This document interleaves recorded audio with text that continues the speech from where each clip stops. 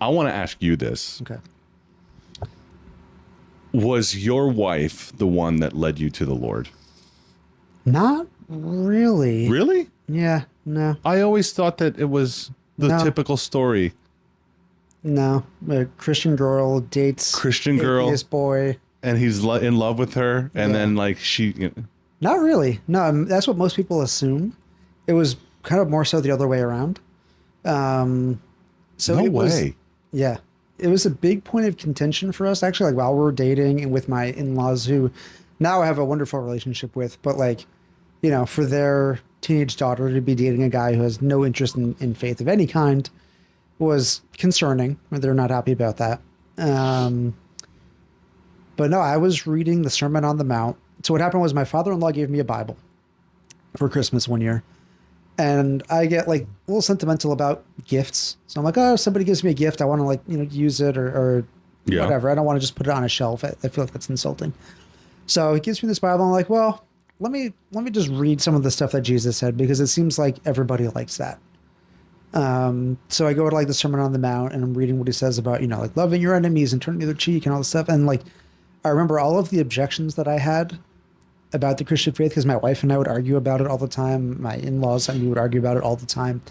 All of those objections just seemed to kind of like fall. Okay. And it's like, wow, Jesus, like what he said and what he did, like it just kind of blew me away and like it sunk in. At the time, because my wife was, you know, she was a teenager, she was like 17, 18. So kind of in like a getting ready to leave the nest. Her parents weren't quite ready for that, trying to like, you know, keep her in church. And she's like, I don't really want, she didn't have a great church experience growing up either. So she's like, yeah, I'm trying to kind of get out of here and do my own thing. So she was, you know, saved, but not really interested in things of the faith. And then I got saved, and as I started to learn more about scripture and things, I'm like, Naomi, we gotta change some things about our relationship. Like we're way out of order. Like our priorities are way out of whack. And I actually brought her kind of back to like a more serious relationship with the Lord.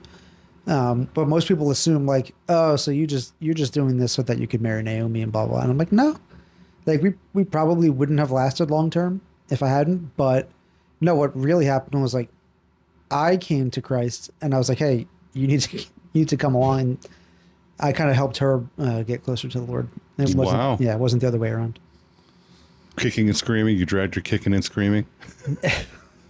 I think it was more kicking and screaming before, but afterwards when I was like, because she grew up in a kind of, you know, more legalistic, ultra conservative context where, you know, she would wear like black nail polish to youth group and they'd be like, oh my gosh, like, are you sad? You know, why do you always wear black? You know, why? You're goth. Why are you summoning demons at youth group with your black nail polish? Yeah. And so she was, you know, kind of like goth or emo in that stage. And to go into like a very traditional conservative church, people are like, oh my gosh, are you okay with? And she was like, I'm fine. Stop treating me like I'm a weirdo. Right. And so when I was, you know, growing in the faith, and I was like learning about the concept of like grace and compassion and God's love, and it's unconditional. In some ways, not that it was the first time she heard it, but it was maybe the first time she understood it. Okay. And that was like very eye-opening for her, where she was like, oh, wow, okay, I get it. And so it was just a very different, same faith, I guess you could say, but like in a very different context. That's interesting. Yeah. I always thought it's usually the other way around. Yeah. But hey. What's funny is, so we would serve in the youth group and people would be like, oh, well, Naomi, you dated a non-believer and it turned out fine, right? So I can too. And we were like, no, we don't recommend missionary dating. Right. Definitely not. Yeah. A lot of parents would be like, can you tell my daughter, please, that like this may not be a good idea to date this person? No, that's absolutely not a good idea. Yeah. It never works that way. Yeah. It's tough. I mean, you know, if God works like he did for us, great. Yeah. But you could be potentially getting yourself in a lot of trouble if those basic values of like Christian love and commitment. And that's not, I mean, a Christian marriage could also lack those values. Just because you're a Christian doesn't mean you have a long, happy, fruitful marriage. Of course, yeah. It's like, if you apply the principles, then yes. But if not, whether you're a Christian or not, yeah, you'll probably have some trouble. I also think your situation is not so much like that, where you both were pursuing you both were she may have grown up in the church, but she, you know, did she like kind of just walk away from it or not like really want to deal with it? Yeah. I mean, she was saved, but didn't, yeah, exactly. Didn't want to deal with it. So you were both in kind of the same boat, and then you both discovered the Lord together. It's not like you were an established Christian going out perusing for some unequally yoked woman. True. You Right. know? Yeah. So Yeah, there it's you accurate. go. Yeah. So just give that daughter the this clip. I'll teach her. I don't have kids or a wife. What do I know?